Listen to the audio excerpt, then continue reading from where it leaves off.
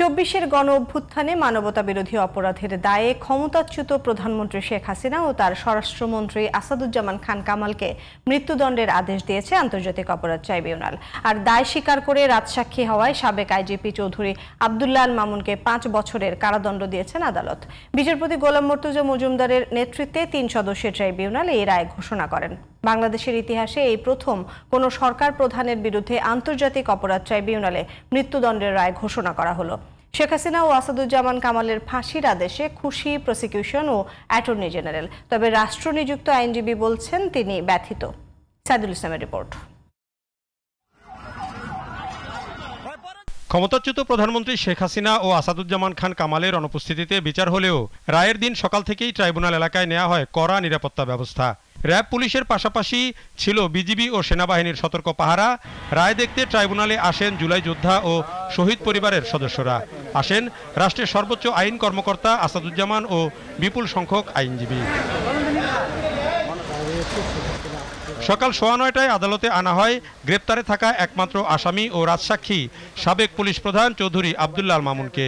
সকাল 11:45 ট্রাইব্যুনালে আসেন চেয়ারম্যান গোলাম মর্তুজা মজুমদার। দুপুর 12:40 শুরু হয় রায় ঘোষণা। প্রায় 2 ঘন্টা ধরে চলা রায় সরাসরি সম্প্রচার করে বিটিভি সহ দেশের প্রায় সবগুলো গণমাধ্যম। জুলাই আগস্ট আন্দোলনের প্রেক্ষাপট, অভিযোগের ব্যাখ্যা আর অপরাধ বিশ্লেষণ করে রায় দেন ট্রাইব্যুনাল।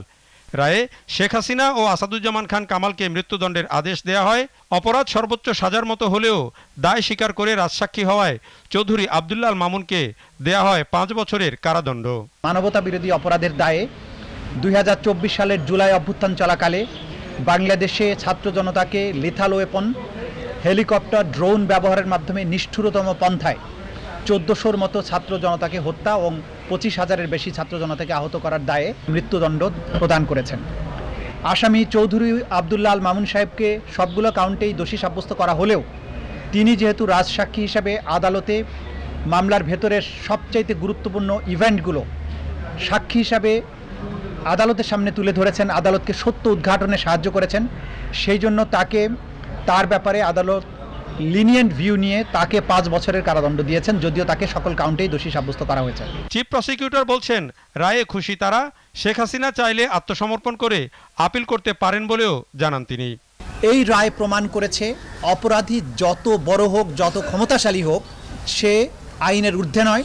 এবং বাংলাদেশ এমন একটি রাষ্ট্র যেখানে যত বড় অপরাধী হোক তার অপরাধের জন্য তাকে জবাবদিহিতার মুখোমুখি হতে হবে এবং তার প্রাপ্য শাস্তি পেতে হবে। অ্যাটর্নি জেনারেল মোহাম্মদ আসাদুজ্জামান বলছেন এই রায়ের মাধ্যমে জুলাই যোদ্ধা ও তার পরিবারের সদস্যরা ন্যায় বিচার পেয়েছে। আগামী প্রজন্মের প্রতি দায়বদ্ধতা পরিশোধের স্বার্থে এ রায় একটি যুগান্তকারী রায়। এই রায় প্রশান্তি আনবে, এ রায় ভবিষ্যতের জন্য একটি বার্তা। এ রায় বাংলাদেশে ন্যায় বিচার এবং আইনের শাসনের জন্য একটি মাইলফলক হয়ে থাকবে।